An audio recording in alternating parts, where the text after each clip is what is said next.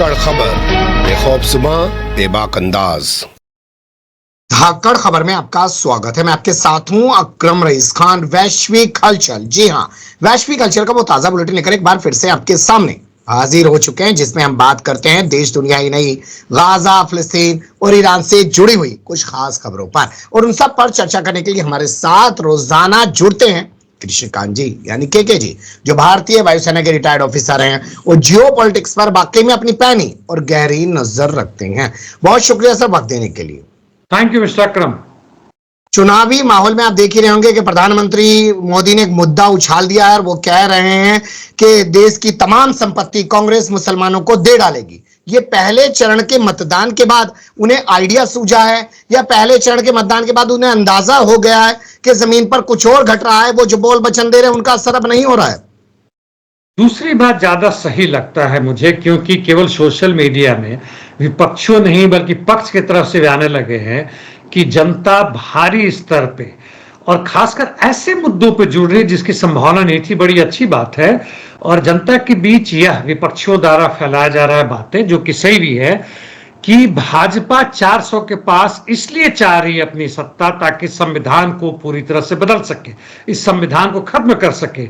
इसलिए जहां तक शोषित और प्रताड़ित जनता है, जो मेहनत कश मजदूर हैं, जो थोड़ा मोड़ा भी समझते हैं, जो व्हाट्सएप एप्लीकेशन के कारण, मीडिया के कारण पूरी तरह से मतलब कहें कि पथभ्रष्ट हो चुके थे, खराब स्थिति में नहीं, मत की अज्ञानता और अंधविश्वास कारण वापस आ रहे हैं। और वह लोग अब भाजपा को मतदान नहीं दे रहे।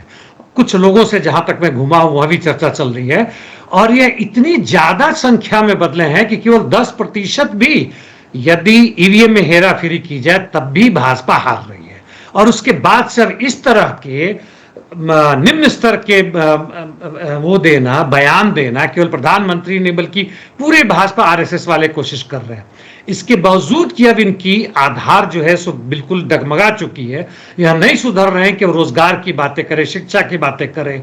और जहां तक गृह मंत्री की बात है, उन्होंने साफ साफ कहा कि नहीं हम संविधान में बदलने की कोई बात नहीं करें, संविधान वैसे ही रहेगा।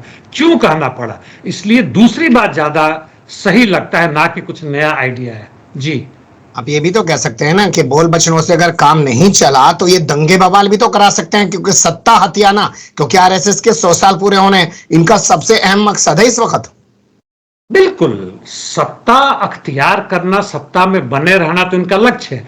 इनके पीछे जो खास पूंजीपति वर्ग है उनका भी लक्ष्य बिल्कुल सही है, क्योंकि इस हालत में सत्ता बदल दी जाती है तो जो उन्होंने घपला किया है, लूटे हैं भारी संख्या में, पूरा का पूरा तो कांग्रेस नहीं उनको वापस देगा, क्योंकि कांग्रेस को भी उनकी जरूरत है।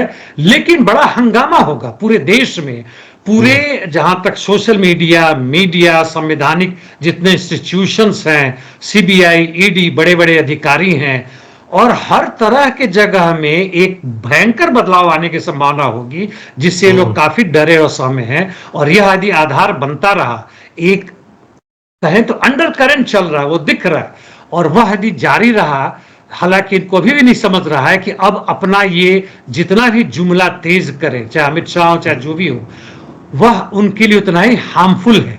बचने का एक ही तरीका है कि फिर से लोग कहें कि हम रोजगार देंगे, और जो वो कहने से रहे, क्योंकि वो तो दिख रहा है कि वो नहीं दे रहे हैं, बल्कि जो है वो अभी लूट रहे हैं। बल्कि वो तो बता रहे हैं कि जो लोग ज्यादा बच्चे पैदा कर रहे हैं असल में वो ही बेरोजगारी की समस्या खड़ी कर रहे हैं। तो मुझे लगता है कि जो अंधभक्त हैं उनको अपनी सबको बीवियां छोड़ देनी चाहिए, जिनकी अभी शादी नहीं होनी चाहिए उनको उत्तर प्रदेश के मुख्यमंत्री आदित्यनाथ योगी का अनुसरण करना चाहिए। आप क्या कहेंगे? मैं तो यह नहीं कहूंगा, वैसे यदि कर रहे हैं, वैसे जो हम लोगों ने कल बात की थी दूसरे देश में चलते हैं, इजराइल में जिस बटालियन पे आईडीएफ पर रिस्ट्रिक्शन करने की बात, पाबंदी करने के बाद अमेरिका कर रहा है, वह बटालियन लोग एक्सट्रीमिस्ट हैं, यानी धर्म के से संबंधित हैं। वो लोग केवल फौजी नहीं बल्कि धर्म का भी प्रचार प्रसार करते हैं। और उनके साथियों को बताया जाता है, उनके जो रिक्रूट्स उनको बताया जाता है कि जो लड़कियां आईडीएफ में उनके तरफ ना देखो, वैसे समय में उनसे ना मिलो, उनसे दूर रहो, क्योंकि लड़कियों से मिलने का मतलब है कि तुम्हारा जो मुख्य लक्ष्य वो खत्म हो जाएगा। तो ये क्या पैदा कर रहे हैं, ये दुनिया क्या पैदा कर रही है? हमें वो नहीं चाहिए। हम जो है सो संत साधु और मतलब वो हो के क्या कहते हैं, बैचलर रह के पूरी जिंदगी बिताएं, इसके पक्ष में हम लोग बिल्कुल सहमत नहीं है। जी बिल्कुल आपने सही कहा, लेकिन आरएसएस तो सिंगल ही लोगों क्या है। खैर छोड़ देते हैं फिलहाल इस टॉपिक को, अगली खबर का रुख कर लेते हैं। पीएचडी स्टूडेंट्स को बाहर कर दिया गया है Tata institute of social sciences से, क्योंकि उसने मोदी सरकार पर सवाल उठा दिया था। तो सिर्फ मुसलमान ही नहीं, दलित भी निशाने पर हैं। यह बड़ा ही अफसोसजनक और दुखद घटना घट रही है, और ऐसे एक नहीं बल्कि सैकड़ों जगह हो रही है। ये हैं छात्र हैं रामदास प्रिंसी शिवा, और पहले भी स्टूडेंट्स यूनियन के, जहां वो पहले पढ़ते थे केरल में, उसके प्रेसिडेंट या उसके सदस्य रह चुके हैं, और एक तरह से कहें तो वामपंथी है। इसलिए नहीं हटा गया है कि वह दलित से आते हैं, हालांकि वह तो जुटा हुआ उनके साथ, बल्कि इसलिए कि उन्होंने विरोध किया। क्या उनको कारण बताया गया? यहाँ पे दिल्ली में कुछ जंतर मंतर पे हुआ था आंदोलन, उस पे आए थे, उन्होंने उस पर एक लंबा भाषण भी दिया था।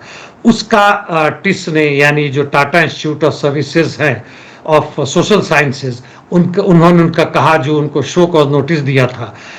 बीबीसी ने जो एक डॉक्यूमेंट प्रसार किया था मोदी के ऊपर, नरेंद्र मोदी के ऊपर, जब चीफ मिनिस्टर थे, किस तरह से सत्ता में है, उसका उन लोगों ने स्क्रीनिंग किया था, जो बैंड है इंडिया में।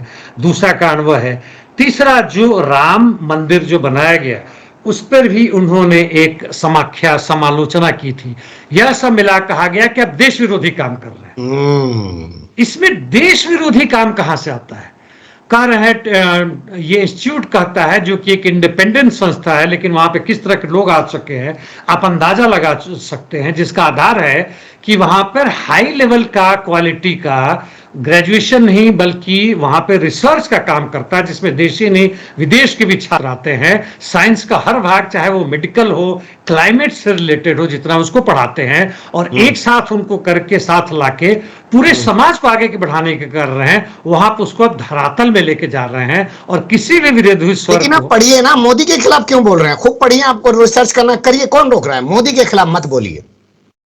क्योंकि यह केवल मोदी नहीं है, हम देखें, या आरएसएस ही नहीं है, इसके पीछे पूंजी का वह हिस्सा है जो जनता को बिल्कुल किसी भी तर्क से, किसी भी वैज्ञानिक आइडिया से, समझ से, किसी भी क्रांतिकारी सिद्धांत से दूर रखना चाहती है।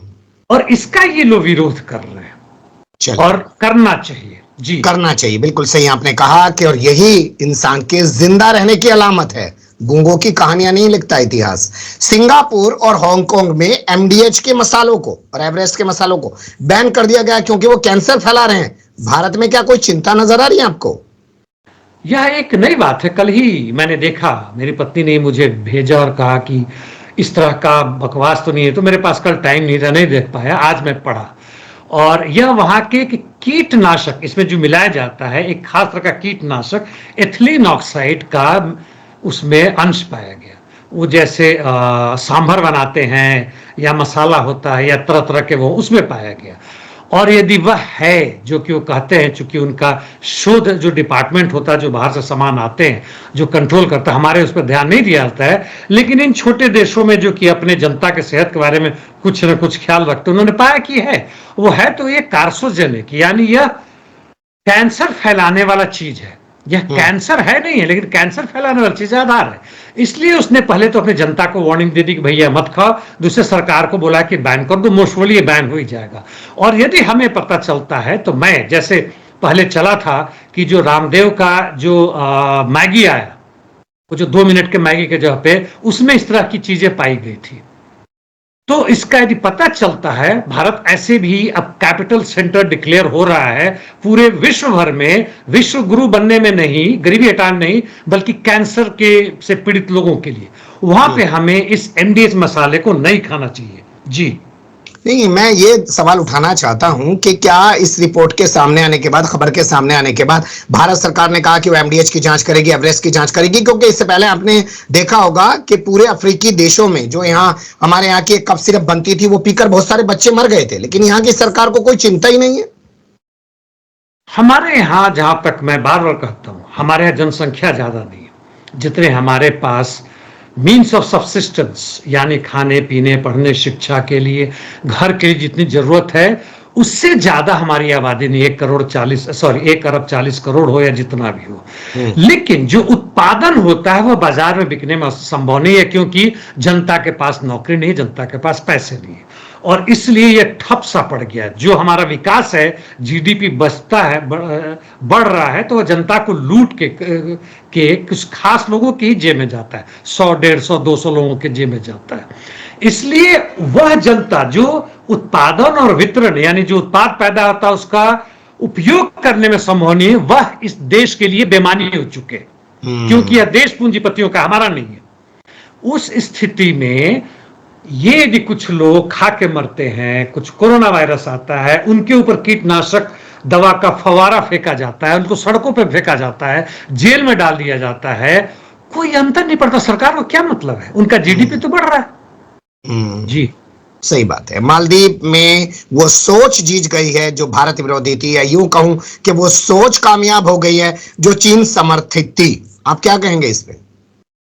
भारत के लिए चिंता का विषय है, हालांकि बहुत छोटा सा देश है, कोई खास मायने शायद नहीं रखता है। भारत की जनता के लिए तो कुछ भी मतलब नहीं है। मालदीव के बारे में जो व्हाट्सएप पे और ट्विटर पे बार बार उसके समर्थकों का आ रहा था, भारत के जो इस भाजपा सरकार के समर्थक हैं, कि मालदीव ना जाइए। पता नहीं उसमें से कितने लोग जाते थे, लाख में शायद एक ही मालदीव घूमने नहीं जाता होगा, पैसे की कमी के कारण और उसकी जानकारी ना होने के कारण।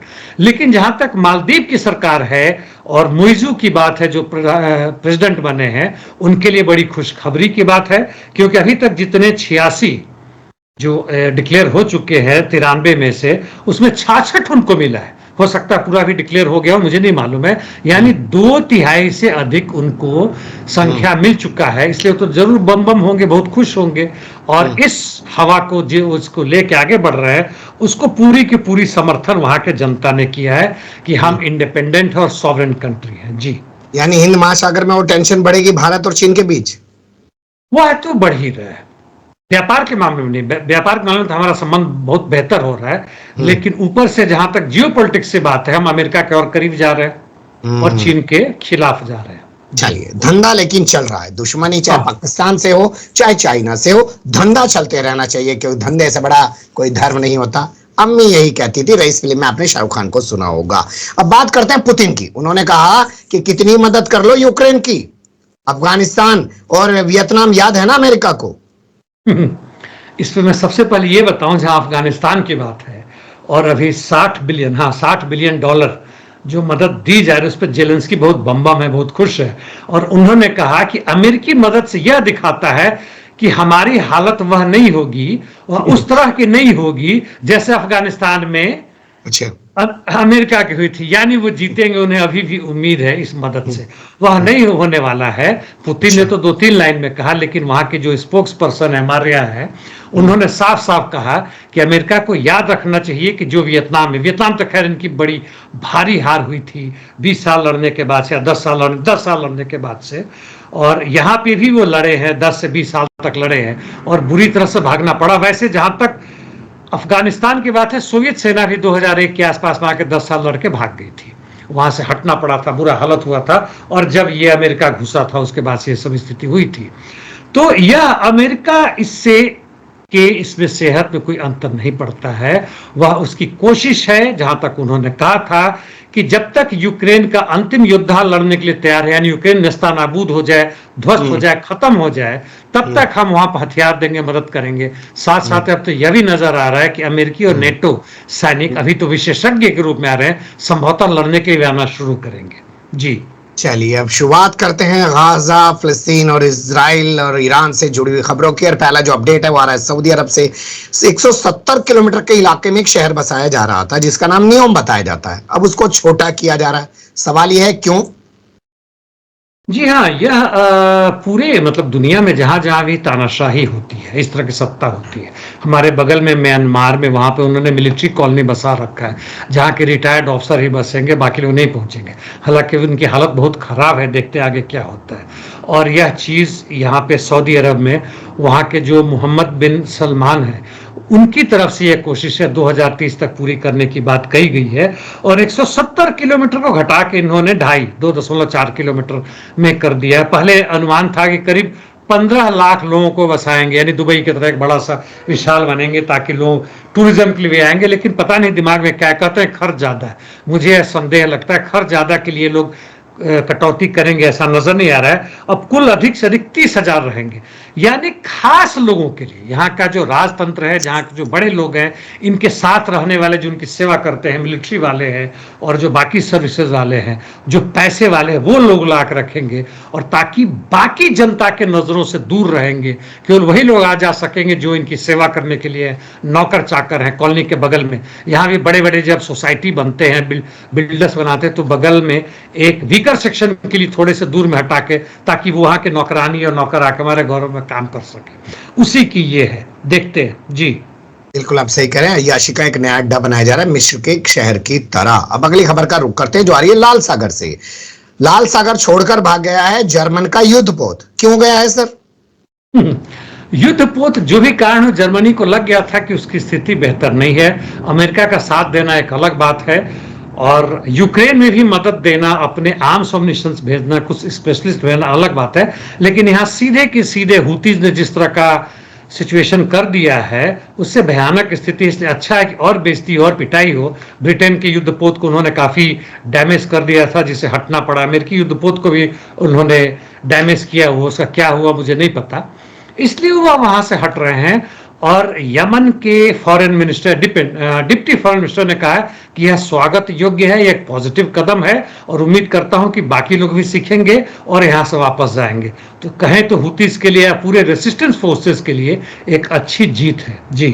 क्या आपको नहीं लगता इसके पीछे चीन है? क्योंकि जर्मन का राष्ट्रपति अभी चीन गया है और उसके फौरन बाद वो युद्धपोत हटा ले रहा है।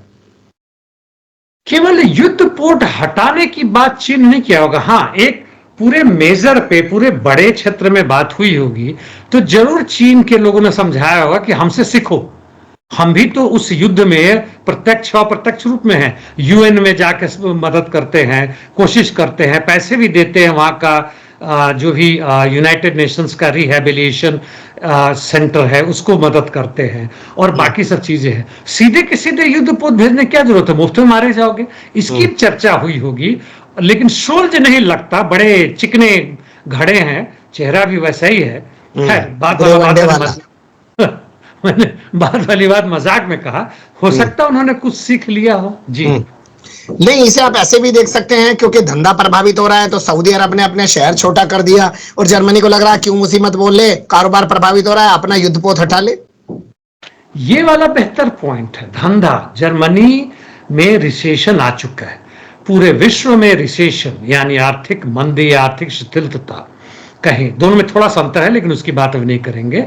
वह आ रहा है, वह नजर आ रहा है, और जनता विरोध कर रही है। वहां के किसान, खासकर वहां के मजदूर, वहां के दूसरे लोग विरोध कर रहे हैं, और इसका असर पड़ रहा है, पूरे विश्व पड़ रहा है। पता नहीं अमेरिका ऐसी हालत में कैसे तैयार हुआ, वो अभी $60 बिलियन के लिए। शायद उसको उम्मीद है कहीं दूर दराज से कि शायद यूक्रेन में पासा पलट जाए, जो कि मुझे नजर नहीं आ रहा है। तो इसका ये असर जर्मनी पर, पूरे यूरोपियन यूनियन पर नजर आ रहा है। आप सही कह रहे हैं जी। ईरान में दो तरीके के घटनाक्रम सामने आए। एक तो नशीली दवाओं के चलते कुछ लोगों को फांसी दे दी गई है, और हिजाब को लेकर वहां फिर से एक बार आंदोलन होता हुआ दिख रहा है, और उसका असर स्कूलों में भी नजर आ रहा है। क्या खबरें हैं?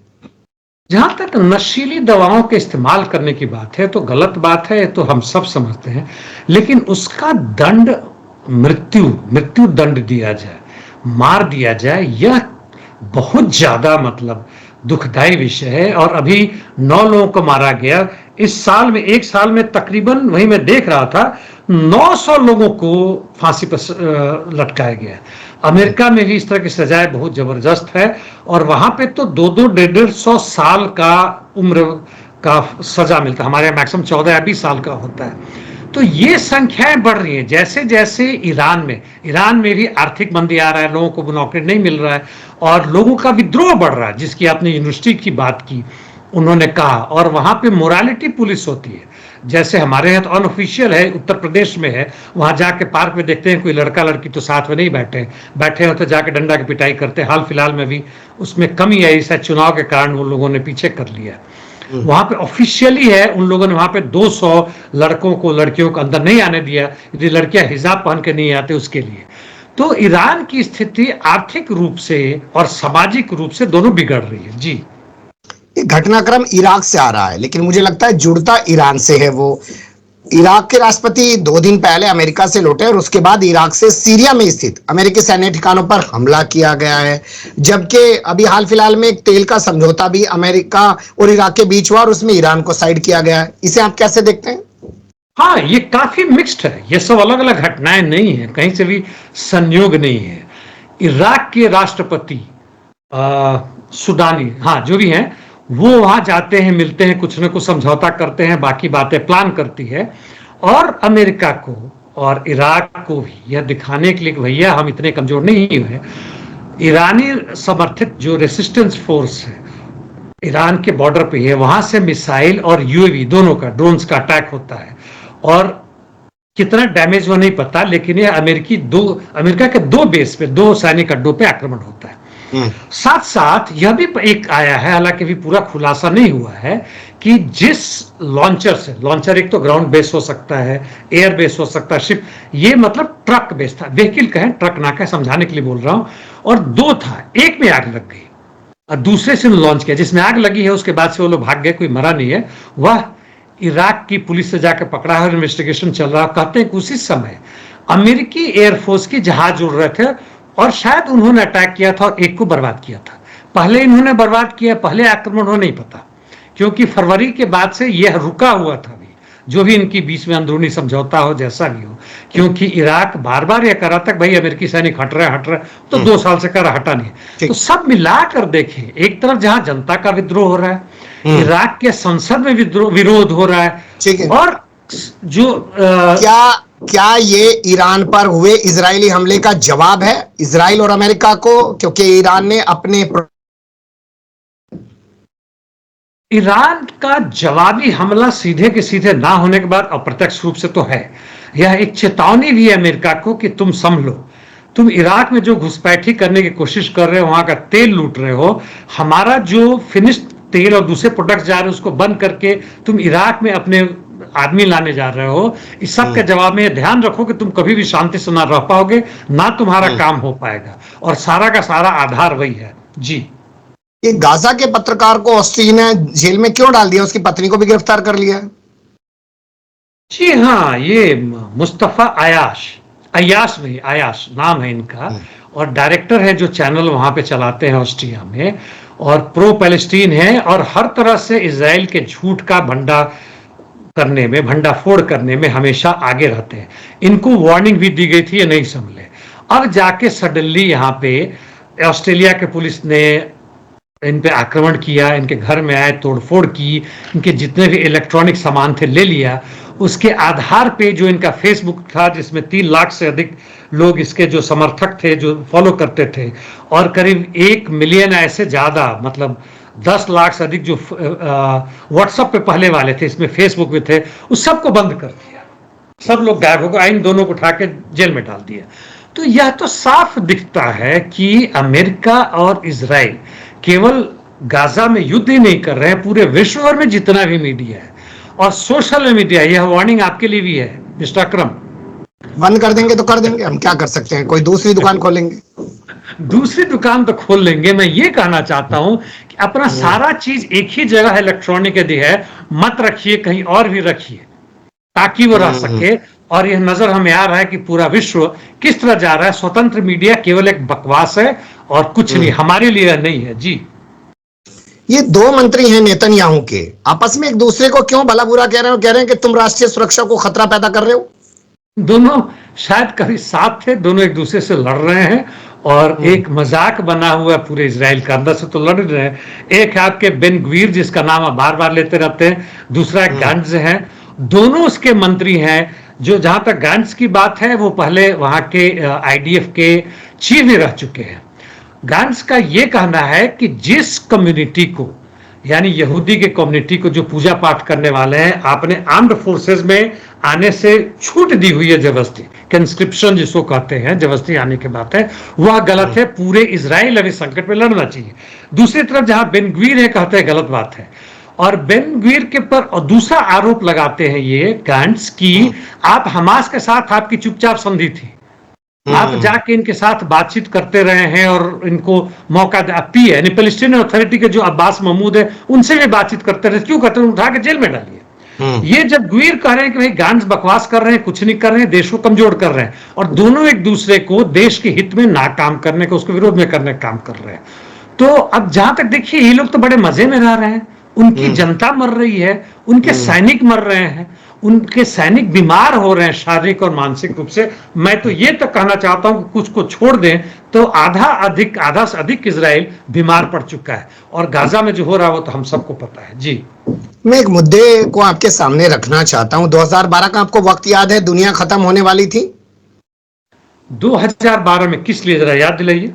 कह रहे थे ना कि दुनिया खत्म हो जाएगी, प्रलय आने वाली है। 2012 फिल्म भी बनी उसको लेके। फिर अरे इस तरह की बात, और वैसे तो बहुत सारे लोग कहते हैं, अपना फोरकास्ट करते हैं, बड़े बड़े पंडित वगैरह कुछ करते हैं।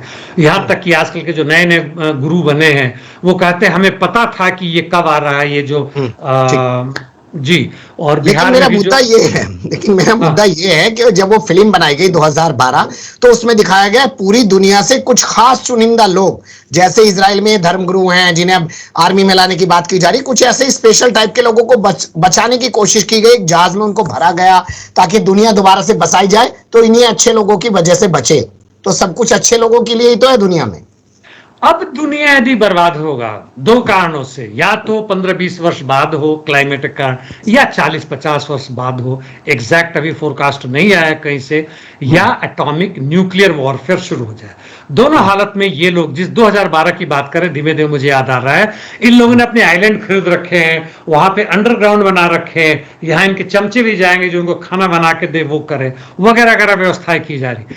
क्या आपको लगता है वो आइलैंड सुरक्षित रहेगा ऐसे कारण से? चाहे अंडरग्राउंड जाए, चाहे पृथ्वी छोड़ के बाहर चले जाए, ये लोग भी हमारे साथ, यदि सही में स्वर्ग नरक हुआ तो वहां पे हम मिलेंगे इनसे। हालांकि मुझे विश्वास है कि वहां जैसी कोई चीज नहीं है, जो है इस पृथ्वी पर ही है। जी, चलिए खैर, ये आपका विचार है, लेकिन कुल मिलाकर ये है कि तरह तरह से कुछ लोग जो है बड़ी बड़ी भविष्यवाणियां करते रहते हैं। चुनाव को लेकर वैसे अभी कोई करता हुआ दिख नहीं रहा है कि 2024 में होगा क्या। साहब की जो बौखलाहट है वो साफ दिखा रही है कि पहले चरण के बाद वो जो चाह रहे थे वो हुआ नहीं है, तभी अब वो इस स्तर पर उतर आए हैं। बहुत शुक्रिया, आपने बहुत बारीकी से तमाम चीजों पर रोशनी डाली है। फिर आपके साथ किसी और मुद्दे पर जुड़ने की कोशिश करेंगे। धन्यवाद। Thank you mister Akram.